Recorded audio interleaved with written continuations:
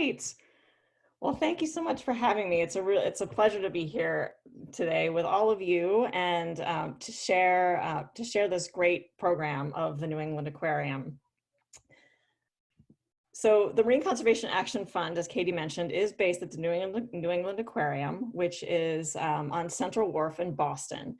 And many of you may have come to the aquarium and seen our great exhibits or experienced our great education programming, but we also have a Research and Conservation Institute that has many long-standing programs, including marine stress and ocean health, the Carouse Marine Mammal Conservation Program, which is focused on the North Atlantic right whale, fishery science and emerging technologies, our spatial ecology program. We have a robust conservation policy and advocacy program as well. And then the Marine Conservation Action Fund is also housed in the Anderson Cabot Center for Ocean Life. Now, MCAF is our most global program of all of these. And you can see here by this map, which was made by my talented colleague, Brooke Hodge, who's a GIS specialist, that MCAF is truly a global program. The larger circles show areas where we have had numerous projects. And since MCAF was founded in 1999, we have funded 160 projects in more than 50 countries and across 6 continents. We still don't have a project in Antarctica, so if anybody has one that they know of, please do let us know. And so, as Katie mentioned, MCAF is both a microgranting and a fellowship program. And so the microgranting piece is 20 years old, a little over 20 years old, started in 1999. The fellowship program is only about 4.5 years old. And I'm going to talk about today a bit about how the microgranting program, how we learned so much through those projects that it ended up growing the program into a fellowship, to adding on a fellowship program as well. So the beginning of the MCAF story is one where we started as a program that was like a funding ambulance for the ocean. We were filling a need for rapid turnaround funding that just didn't exist in the conservation funding realm at the time, for projects that needed faster turnaround time than other funders would provide.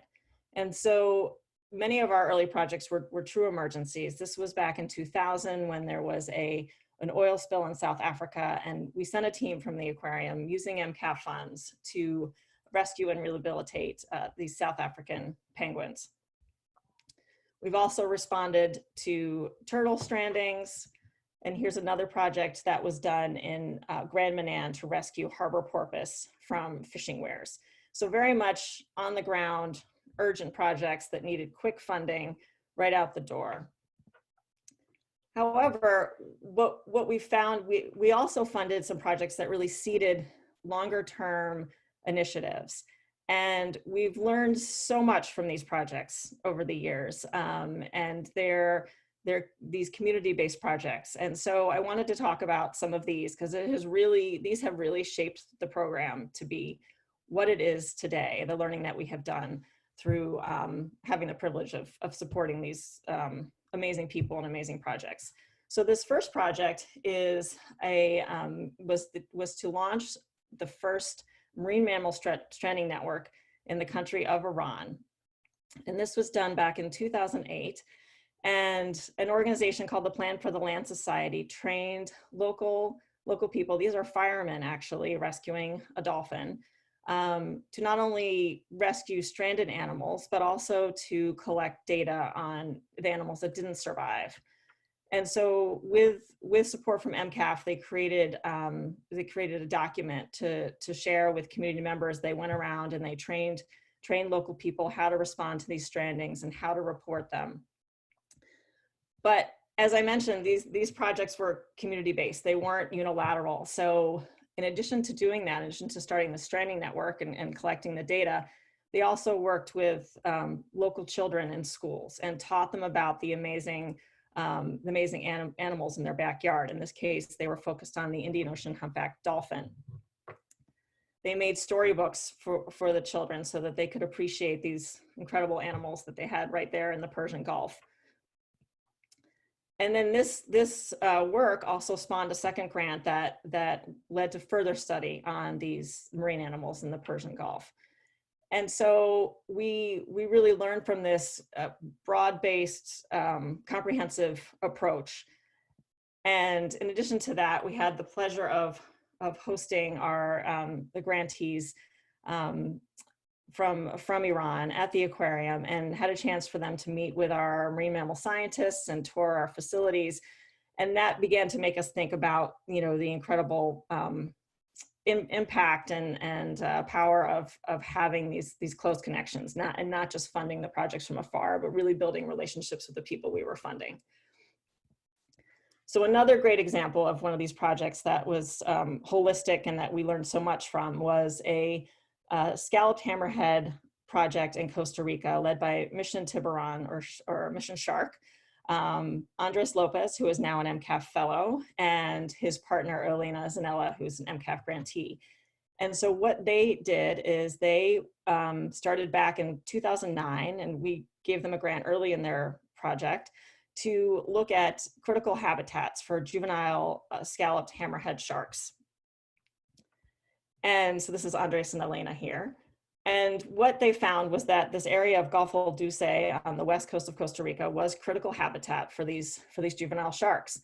So in addition to the tagging data, similar to the Iran project, they also worked with local communities and children and helped them to appreciate these incredible animals that were, you know, in their backyards.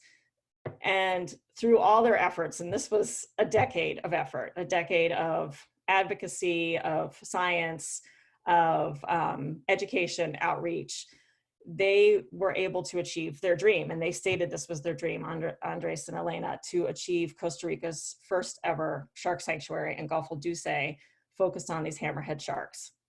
And it really was because of their holistic community-based approach that all this was able to happen. After it was declared a sanctuary, it was also declared a Hope Spot by Mission Blue. And Elena Zanella went on to win a Whitley Award for her work. So again, this is a project that we saw as a model for how conservation should be done, and really taught us a lot. So the third project is, this is Kirsten Forsberg. She's a Peruvian marine biologist and social entrepreneur. And we funded her initially, her work back in 2012 at the beginnings of a project to look at giant manta rays in Peru. And what they did, she and her team went out to fish markets and landing sites and looked at the manta rays that were being landed. And so this is one of her team members in the fish market. And they also worked with fishermen to have them report sightings of the manta rays. And what they found was that the majority of these animals that were being landed were either juveniles or pregnant. And so that was obviously a huge concern for the sustainability of the fishery and of sustainability of the animals. And they also found that there was clearly an aggregation of these animals, an important aggregation of these animals off the coast of Peru.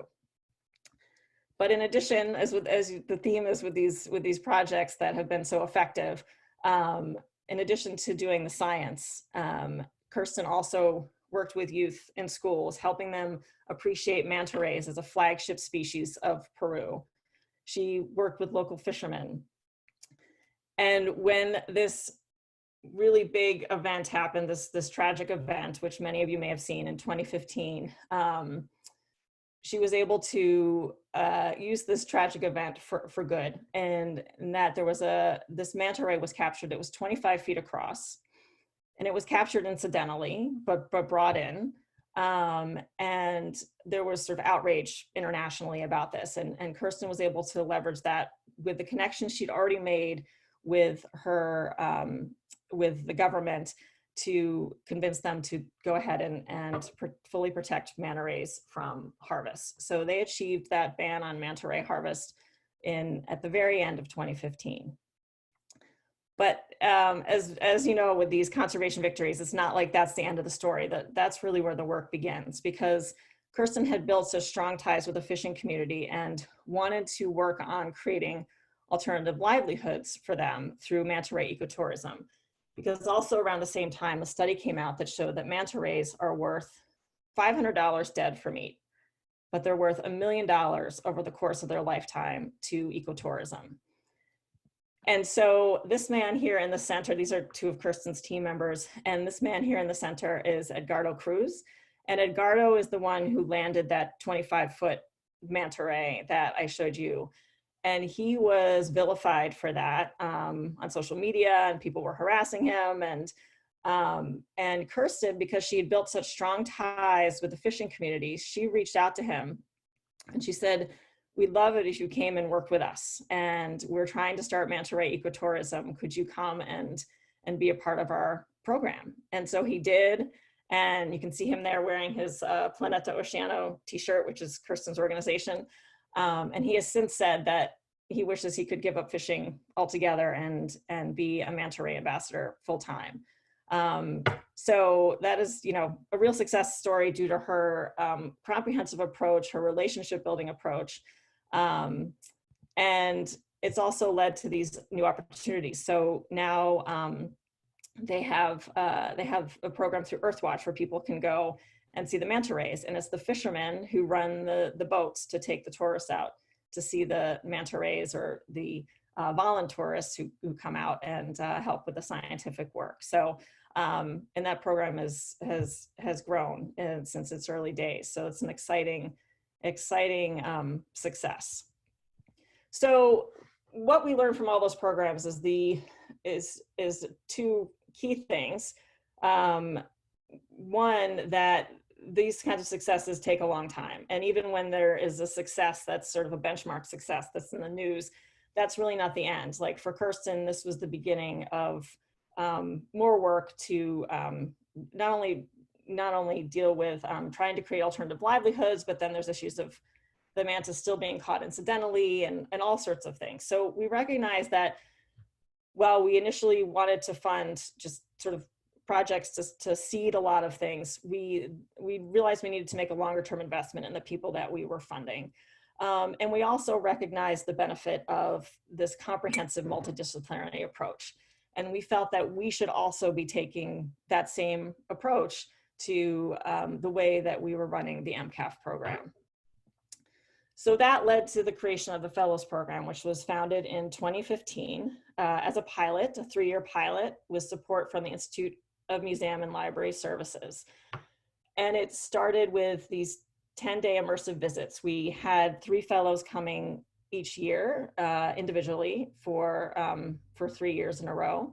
And they were 10-day immersive visits at the aquarium with our scientists, our educators, youth, visitors.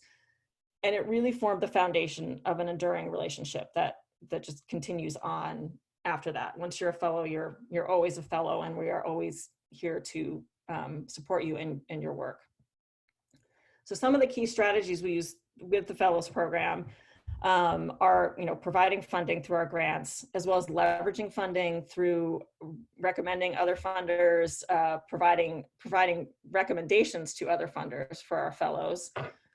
We provide experiential learning opportunities at the aquarium. We have a huge diversity of audiences, like I said, from youth, from 5-year-olds all the way up to people who come to our lectures, and as well as our scientists and educators. So it's a great opportunity to communicate to a wide variety of audiences and to build an audience for their own work. We really promote two-way learning with other fellows in the aquarium community. And I often say, all of us who work with the fellows always say that we learn more from them than they learn from us, because they are such Renaissance people, I say, because they are not strictly scientists. They are scientists, they are educators, they do policy, they do advocacy, they really do it all. So this is an incredible learning opportunity for us as well as them. We work to elevate their profile through the aquarium's public platforms and through our media connections. And another big piece is the network and the community building. And we provide a lot of individualized attention. The foundation of this program is relationships and getting to know our fellows really well, and so that we can support them and support their work over the long term. And then the multiplier effect of having our fellows' work influence the next generation, not only where they are, but also in our own community. And so examples of these are when our fellows come. This is MCAF Fellow Asha DeVos, who's a Sri Lankan blue whale scientist and the founder of Ocean Swell. And so here she's meeting with one of our scientists. She was working on shipping lanes, the issue of shipping lanes in Sri Lanka, and trying to eventually get them moved to protect blue whales. And our team at the New England Aquarium has had success doing just that years ago to protect the critically endangered North Atlantic right whale. This is Tomas Jain, who's a renowned sea turtle conservationist. He's one of our fellows who works in Senegal, and here he is in our sea turtle rescue and rehab facility helping to care for one of the turtles. So this is during his fellowship visit. And then we also piloted for the first time having one of our fellows, this is Florencia Vilches, who's an Argentinian southern right whale researcher on the left. And she was embedded with our North Atlantic right whale team, which has a field season in Maine. And so she spent 2 weeks with them learning about their protocols and sharing her work that she does on the Patagonian right whale in Argentina. So we also work to elevate, as I mentioned, elevate the profile of our fellows, including we have our public lecture series in the IMAX Theater, or the Simons Theater, as it's now known, at the aquarium. And we also have a great media and communications team that has terrific connections with local media outlets, as well as national and international media outlets. And so this was MCAF Fellow Anna Poza, who's from the Philippines, on the take at the New England Cable News show. We had a terrific series in Forbes. We had a connection with this Forbes writer, Andrew White, who ended up doing a series on just about all of our fellows. He did an article on almost each and every one of them. And then we had the good fortune of having our work as well as our grantees' work featured in the New York Times a few years back. So as I mentioned, we also focus on the multiplier effect of having our fellows' work influence the next generation. And so we do that through, when they come to the aquarium, connecting them with the youth in our programs. And so this is Lucy Keith Jain. She is a manatee researcher, conservationist who works in West Africa. And she had this specially made manatee costume. And so the campers in our program would don the manatee costume, and we put them through a obstacle course that manatees might face in the wild with plastic trash and nets. And then her husband, Tomas, who's the sea turtle researcher I mentioned earlier, waited in the dark with a harpoon and jumped out at them at the end, which was kind of fun. So we try to make it very interactive for the students so that they can learn firsthand as much as possible about the work of these incredible international scientists. We had another activity that we did with our teens where this is Andres Lopez, who I mentioned, who has the Shark Project in Costa Rica. And we had, he brought with him acoustic receivers, because that is how they do a lot of their tagging work, is they implant acoustic tags inside the sharks. That is a bit like an easy pass, that when it passes the receiver, the receiver picks up a ping. And so he brought a couple of tags and an actual receiver with him all the way from Costa Rica.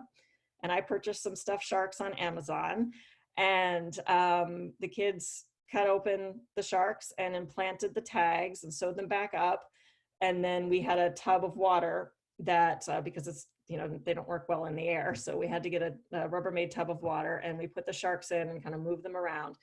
And the receiver picked up the data, and then we downloaded it, and they were able to see what that data looked like. And then he went on to explain, like, this is how we've made the case for the shark sanctuary, is through collecting this data, which shows that these sharks are, these baby sharks are spending a lot of time here in this one area. So it was a really great way to bring their work to life for these teens. This is Florencia Vilches, who's the right whale researcher. So she brought images of her whales from Argentina, and the students had to make a match with unknown images to known images, which mimics the work that she does in the field to build this long-standing right whale catalog, such as the one that we also have at the aquarium. And then this is Enrique Uribe, also from the Shark Project in Costa Rica, working with our visitors in the aquarium. So we would set up our fellows at a table in the aquarium, and anybody, young and old, could come and learn about the work of our fellows.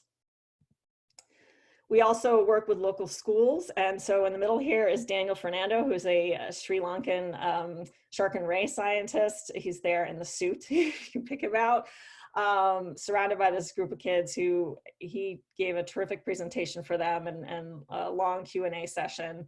They were very excited and inspired. And Kirsten Forsberg visited the Amigos School in Boston, which is a bilingual school, and many of the students' families originate from Latin America. And so she gave her presentation completely in Spanish, which was fantastic. And we had these incredible notes from the students where one of them wrote that in the bottom right there that she was the first Latina scientists that they had met, and that she inspired them very much. And then there was another quote that you've inspired me to help people or animals and change the world as a young woman and bilingual as well. So it was really fantastic to be able to bring these incredible leaders out into the community and inspire and empower youth. And then the other great aspect of being an aquarium is that there's opportunities for a lot of fun and a lot of immersive experiences. This is Tomas Jain, who is feeding Myrtle, probably our most famous resident of the New England Aquarium, because she's been there since it opened in 1969, because the aquarium is 50 years old. So he had a chance to feed Myrtle during his visit. And this is Kirsten Forsberg, who had a chance to dive in our giant ocean tank, and that's her daughter on the other side as she was in the tank. And this is Florencia Vilches and myself during her visit. So the point of all this fun is really for the fellows to, first of all, fun is, I think, such an important thing in its own right. And but also it's really critical for the fellows to feel a part of our community. We give them these special tours and special experiences so they know that they are part of our aquarium family and we are here for them for the long term. But one of the most critical and recent things we did in terms of community building was we hosted our first ever MCAF Fellows Summit last fall. And through the summit, we brought together 11 of our 12 fellows from across the globe. And it was about a week in all of time that we had them with us. And it was a fantastic experience. We had roundtable discussions. We had a Conservation X Labs. If you're familiar with Conservation X Labs, we had a Conservation X Labs mini think that actually Jenny participated in. We had a session where the fellows were able to present their work to a variety of audiences, and then sort of had a networking evening that followed that. And probably the highlight for me was we had a symposium called Building Community, which was all about community-based conservation. And it featured not only our fellows, but local community leaders in Boston talking about sort of the origins, the challenges, and how to achieve successes and build on them through community-based conservation. It was just an incredible day of storytelling and sharing ideas and people building connections. We had a panel on the power of engaging youth with Anna Poza. And we had this amazing graphic scribe who brought all these ideas together that were generated during the summit. And so through the summit and through the experience from our projects and feedback from our fellows, as well as communities of practice that we've been in, we're building on the strong foundation of the program and thinking ahead to its next 5 years. And we are really guided by this idea from our fellow Asha DeVos, who's incredible. I believe that if we want to save our oceans, every coastline needs a local hero, someone who speaks the language, can see the problems, and can help to address the solutions. Someone who is invested in the long term. And so that is really our approach, is to help support local heroes on coastlines across the globe. And we are, although that has not been our entire history, we are now focused completely on developing countries. And more, we're focused on reaching more people who are nationals of developing countries. Oops, sorry, somehow didn't want to go. 1 second. Okay, here we go. So this is our vision for the future: a healthy, vibrant, and prosperous ocean stewarded by local conservation leaders along with their communities for generations to come.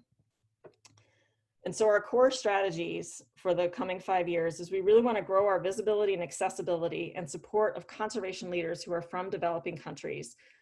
And some of that includes ideas and investments such as reaching people for whom English, who don't have English competency. We want to make sure that we're accessible to those folks as well. So we're thinking about how to do that through some translation services, how to make ourselves more visible to those places where we've not been visible before.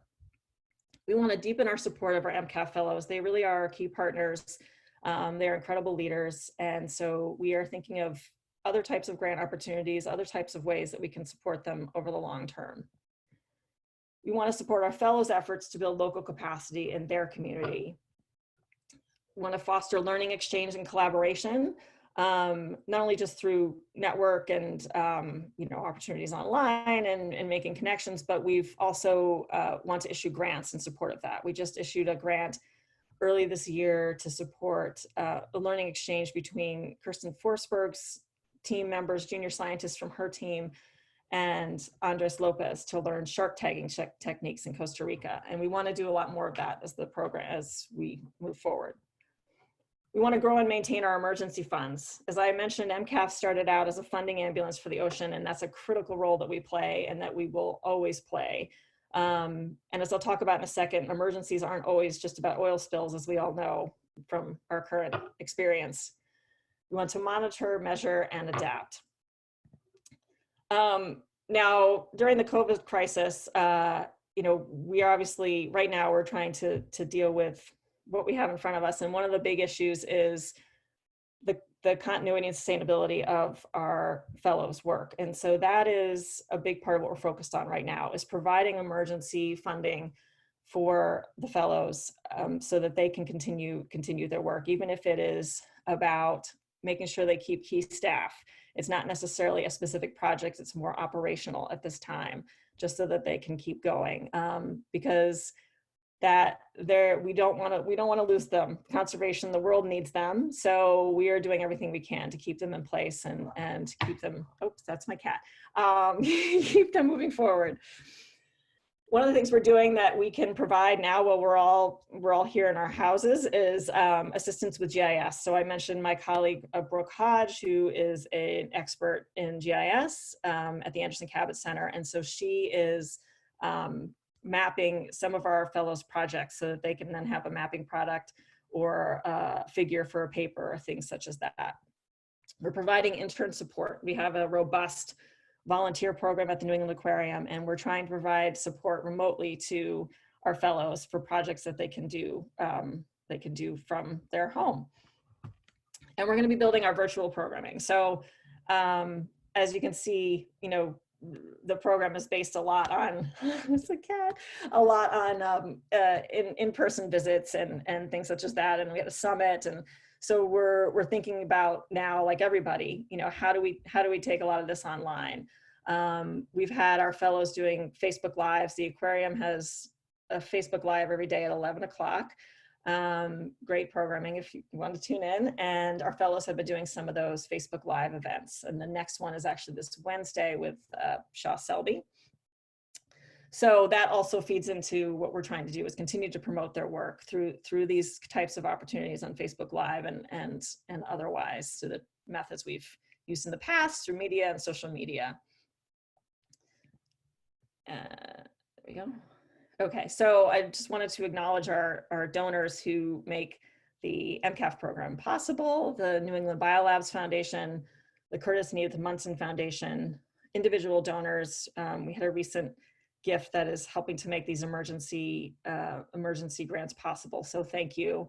The MCAF committee, I haven't had a chance to mention that our proposals are reviewed by a volunteer committee of advisors from all around the world, many of them who've been with the program since its beginning. So we really couldn't do this without them. And then of course our grantees and fellows that have really shaped the program and taught us so much through their incredible work that they're doing around the world. And so if you want to learn a little bit more about the MCAF program, we have, in addition to that map I showed earlier by my colleague Brooke, she also created a fantastic interactive map that we have on the MCAF webpage, and there's a little shortcut to it there. But if you go to the website, you can find it there, the MCAF webpage, as well as we have a Facebook group that you can join to stay updated on our projects, and Twitter, we have a Twitter account. My work email is right there. And if you want to learn more about the Anderson Cabot Center for Ocean Life, there's the link for that as well. So now that's it. I'm ready for any questions. So thank you so much. Fantastic. Thank you, Elizabeth. Very, very inspiring. You've got a bunch of claps in the chat. Okay, thank you.